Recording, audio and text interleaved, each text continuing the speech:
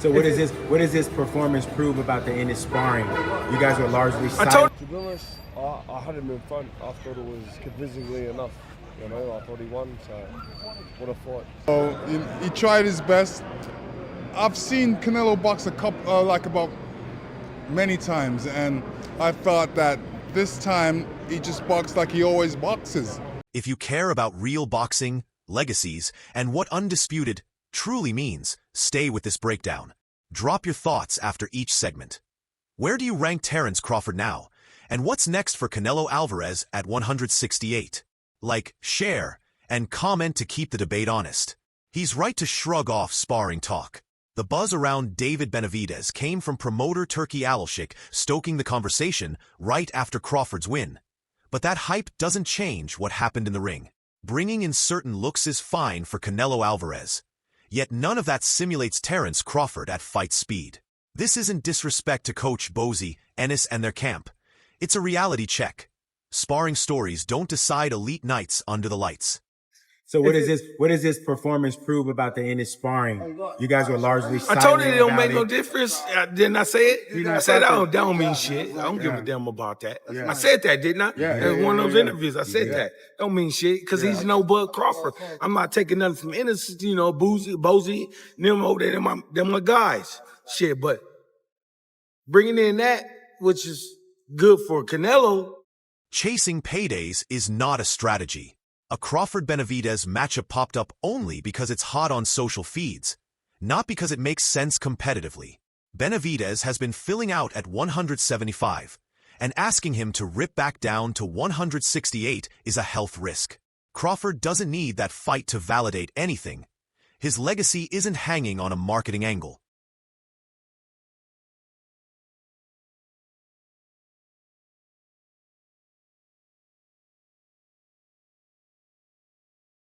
This lines up with reality.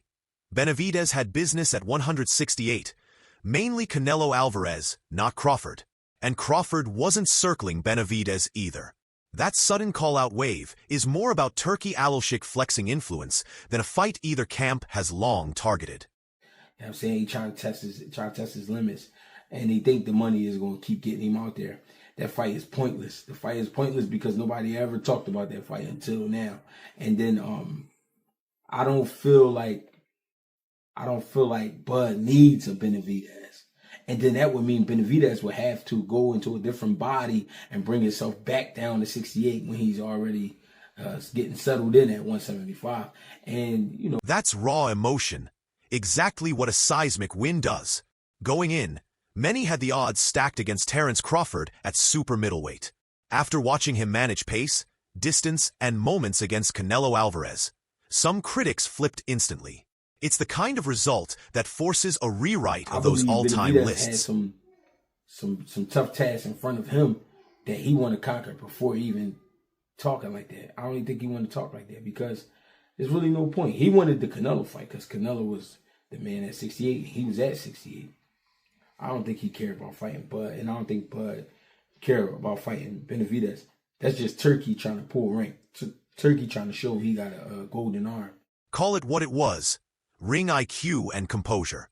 Crawford moved up 2 classes to 168 and became undisputed again. No small thing.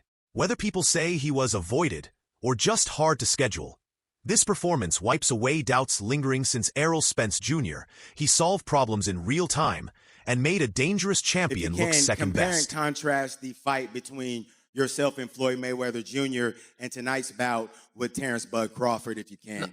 No, I think Crawford is way better than Floyd Mayweather. That's a loaded statement from Canelo Alvarez, but the point stands.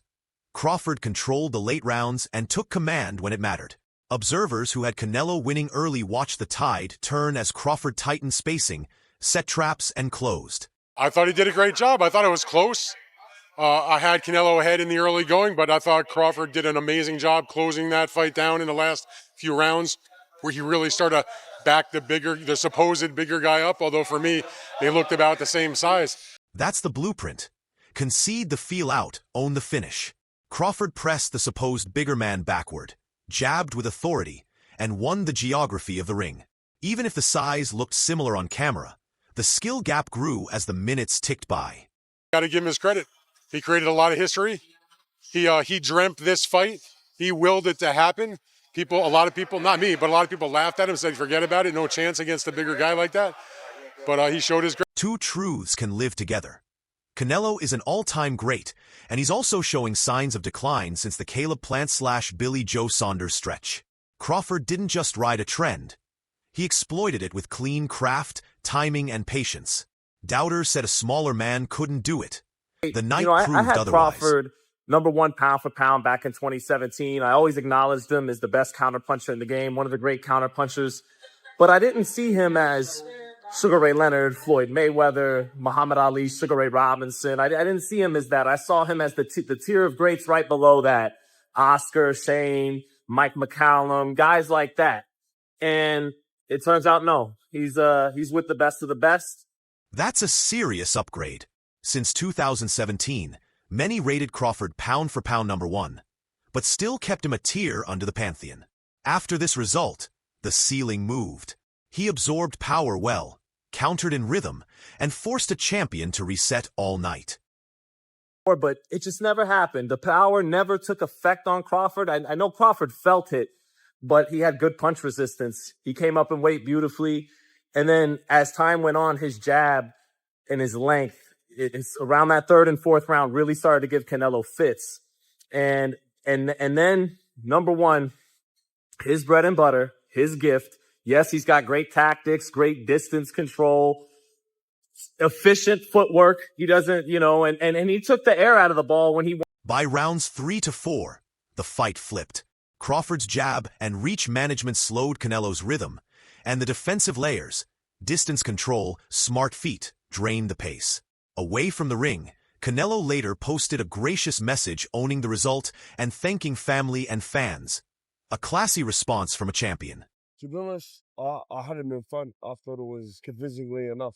I thought he won, so what a fight. For years, people labeled Crawford as boring or unproven. Nights like this silenced that noise. The stakes were massive. Canelo walked in with the belts and the burden of defending an identity at 168. He left without them. Crawford left as undisputed. Even fellow champions, like Jai Opataya, called it clear on the cards. Too much ammunition, bro. Too smart. Bro, what a technician. Are you shocked or not? Not at all. Not at all. All right, that's how I pictured the fight going. So I pictured the fight going that way. Man, impressive. You know what I mean? Coming up from all those weight divisions. Hit and don't get hit. That's the aim of the game. So. Opataya puts it plainly. Crawford won convincingly. That verdict echoes across gyms and press row. Respect earned, and a name now locked into the sport's long memory. Everyone puts him differently in their list, but he's in everyone's list. You know what I mean? He's deserved his respect. He's one of the greats. And that Crawford name, that last name, that's written down in history. So this captures the night. Too smart, too clean. Crawford climbed divisions and stayed true to first principles. Hit and don't get hit. Wherever you slot him, he's on every serious list now. Meanwhile, when Canelo did land, especially to the body, you saw the thud, but not enough sustained sequences to swing momentum. Let me tell you, great fight. I was hoping that there was more action coming from Canelo. I'm used to Canelo fighting that way all the time.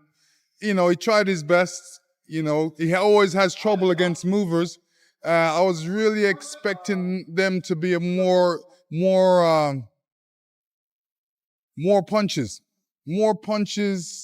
more movement by Canelo. What can you say? This reminds me of the point that Jai Opataya made yesterday, and you picked up on it. He said he's coming in with all his belts. Terence looks like he's still hungry, and Canelo looks like he's whining and dining in his success. Do you think that might be the difference tonight? Yeah, a little bit. I think it was a little bit of difference. The cat has got really fat, so he tried his best. I've seen Canelo box about many times, and I thought that this time he just boxed like he always boxes. And then I felt he couldn't really do nothing against Terence Crawford because Terence Crawford was too quick, too elusive. You know, anybody would find trouble with him, but Canelo couldn't find him. The scorecards were 2 red, 115, 113. Were they right with the cards? You know, it was for Canelo to win a round. I say he won about 3 rounds in that fight. I was actually amazed at the way how Terence Crawford moved and, you know, never got hit and threw combinations because that's what you're supposed to do, throw combinations. So he threw combinations. He wasn't trying to knock out Canelo, but he definitely was throwing a lot of punches, a lot of combinations. Explain to non-boxing fans or casuals, how did the smaller guy outpower the bigger guy? And he was dominating in the last rounds as well. It looked like he had him hurt a few times as well. Yeah, I mean, it was a situation where he's, you know, Terence Crawford's a tactician and he throws combinations and he moves.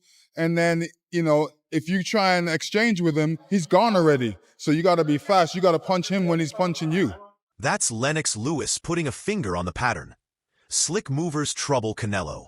Crawford combined sharp combos with exits, making exchanges one and done for Canelo. If you can't pin him, you can't pile up points or damage. So he tried his best. I've seen Canelo box about many times, and I thought that this time he just boxed like he always boxes. And then I felt he couldn't really do nothing against Terence Crawford because Terence Crawford was too quick, too elusive. You know, anybody would find trouble with him, but Canelo couldn't find him. The scorecards were 2 red, 115, 113. Were they right with the cards? You know, it was for Canelo to win a round. I say he won about 3 rounds in that fight.